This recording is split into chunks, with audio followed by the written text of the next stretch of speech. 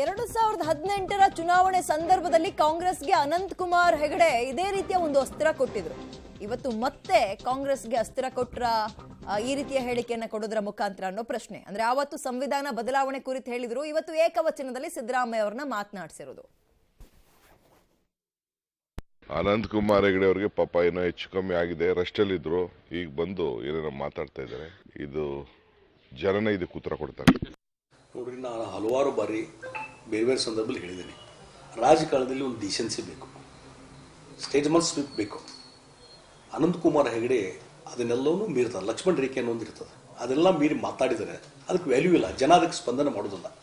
ಮತ್ತು ಒಂದು CM ಹುದ್ದೆ, ಸಂವಿಧಾನಾತ್ಮಕವಾದಂಥ ಹುದ್ದೆ, ಪ್ರೈಮ್ ಮಿನಿಸ್ಟರ್ ಹುದ್ದೆ, ಸಂವಿಧಾನಾತ್ಮಕ ಹುದ್ದೆ.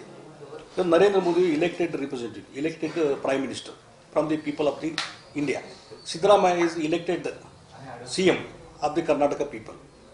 ಅಂಥವ್ರ ಬಗ್ಗೆ ನೀವು ಕೀಳಾಗಿ ಮಾತಾಡಿದ್ರಿ. ಈಗ ಸಿದ್ದರಾಮಯ್ಯ ಬಗ್ಗೆ, ಮೋದಿಯವ್ರ ಬಗ್ಗೆ ಕೀಳಾಗಿ ಮಾತಾಡಿದ ಜನ ಒಪ್ತಾರ? ಇಲ್ಲ, ಒಪ್ಪೋದಿಲ್ಲ. ಅದಕ್ಕೆ ನಾನು ಕೇಳ್ತಿದ್ದೀನಿ, ಅನಂತ್ ಕುಮಾರ್ ಹೆಗಡೆಯವರು ಕಳೆದ 4-5 ವರ್ಷದಿಂದ ಎಲ್ಲಿದ್ದರು ಅಂತ ನಾನು ಕೇಳ್ತಿದ್ದೀನಿ.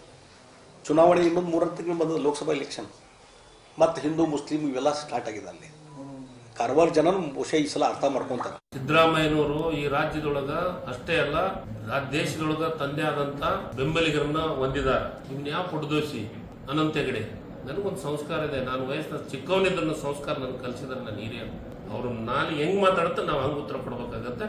ಇಲ್ಲಿಗೆ ನಿಂದಿರಿಸಿದ ಬಹಳ ಒಳ್ಳೇದು, ನಿಂದಿರಿಸಲಿಲ್ಲ ಅಂದ್ರೆ ಉತ್ತರ ಕರ್ನಾಟಕ ಭಾಷೆದೊಳಗನೆ ಅವ್ನು ಹೆಂಗ್ ಉತ್ತರ ಕೊಡ್ಬೇಕು ಇರ್ಲಿ ಅಂತಂತ ಸುಮ್ಮಿದ್ರೆ ಏಕವಚನ ನಮ್ಮ